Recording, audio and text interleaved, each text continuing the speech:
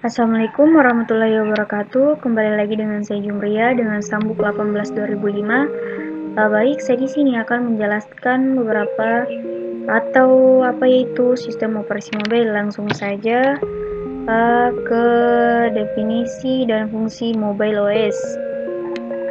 Menurut Wikipedia, sistem operasi mobile atau sering disebut dengan istilah mobile OS merupakan sistem operasi yang digunakan untuk mengatur sistem kerja hardware atau aplikasi pada perangkat mobile. Kemudian fungsi sistem operasi mobile yaitu menghubungkan hardware atau perangkat keras dengan user atau pengguna. Selain itu, mobile OS juga yang mengatur sehingga suatu aplikasi yang terinstal bisa Sebenarnya, mobile OS mirip dengan OS yang digunakan pada komputer dan desktop. Hanya saja, mobile OS dibuat lebih sederhana lagi. Kemudian sejarah singkat tentang sistem operasi mobile yaitu salah satu teknologi yang baru. 20 tahun yang lalu, teknologi ini sudah mulai dikembangkan dengan kemampuan awal yang sangat minim. Tidak seperti di mana mobile OS bisa membuat perangkat mobile yang kita pakai setiap hari terkoneksi internet, merekam video, menampilkan maps dan fitur-fitur lainnya. Dan ini adalah tampilannya. Kemudian macam-macam sistem operasi mobile. Yang pertama itu OS Android. Adalah raja mobile OS. Android memiliki beberapa macam versi yang dimana dari tahun 2007. Uniknya mereka menamakan versi-versinya menggunakan nama makanan. Contohnya Cupcake, Nugget, Tea, Oreo, dan terbaru adalah Android N. Ini adalah gambarnya. Kemudian dan Google Pixel merupakan salah satu ponsel yang memakai OS Android yang digunakan untuk berbagai macam perangkat mobile seperti smartphone, smartwatch, dan smart TV. Beberapa smartphone yang menggunakan OS Android itu Samsung, Oppo, Vivo, Xiaomi, dan lain-lain. Kemudian itu iOS adalah sistem operasi mobile yang diciptakan oleh perusahaan Apple. Nama sebelumnya adalah iPhone OS.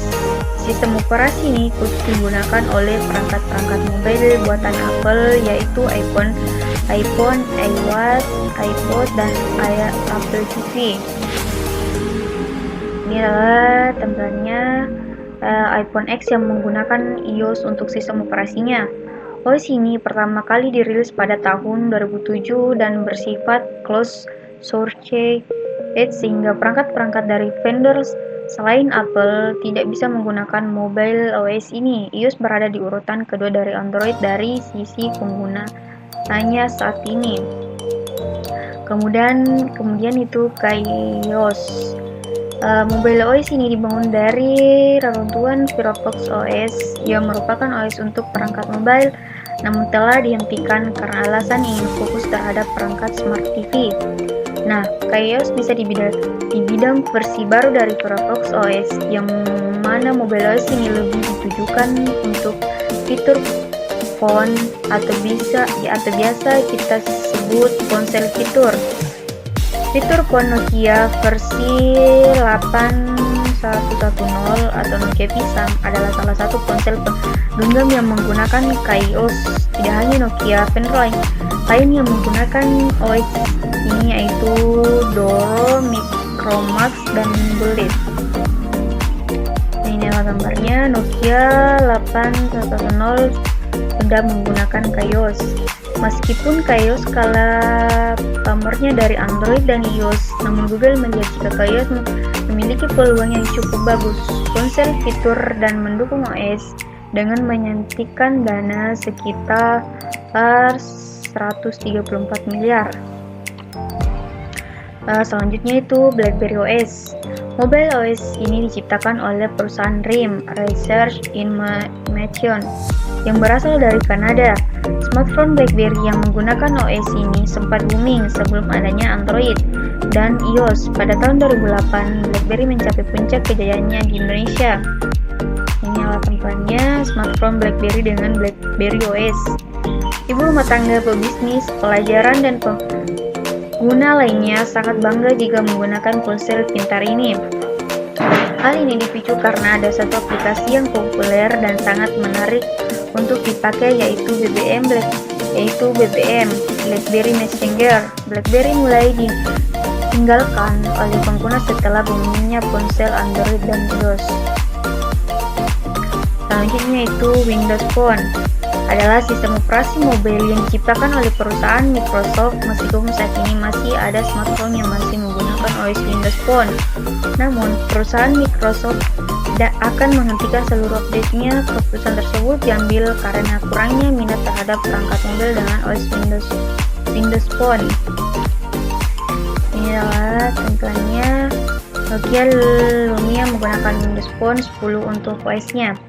Bahkan, perusahaan Microsoft pun menyarankan agar para pengguna smartphone ber-OS tersebut untuk beralih ke smartphone dengan OS Android atau iOS.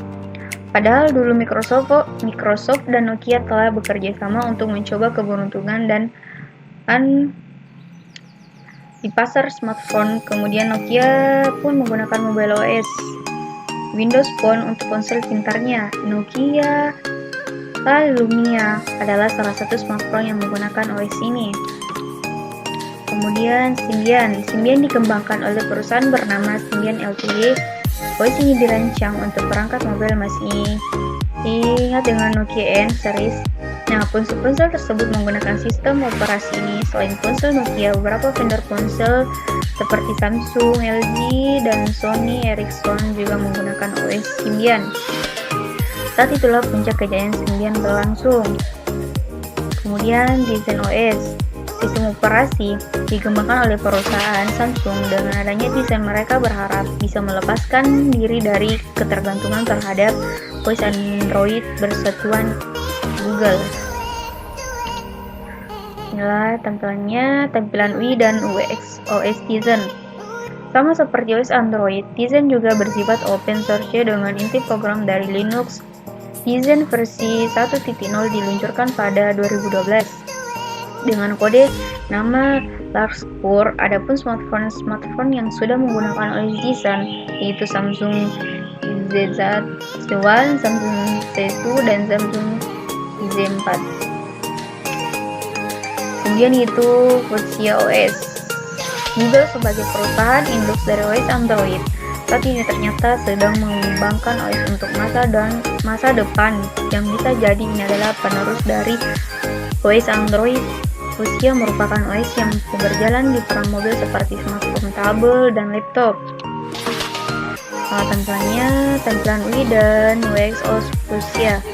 Menurut Bloomberg, Fuchsia dibuat oleh Google untuk menyatukan seluruh perangkat besutannya di bawah satu OS saja. Artinya smartphone, laptop, speaker yang merupakan produk Google akan menggunakan OS Fuchsia. Menurut rumor, OS ini baru akan diluncurkan untuk perangkat mobil pada tahun 2024. Selain sistem operasi di atas, ada juga mobil OS yang lebih dulu hadir seperti Badai OS, WebOS, Plum, dan sebagainya. Mungkin itu penjelasan dari saya. Mohon dimaafkan. Assalamualaikum warahmatullahi wabarakatuh.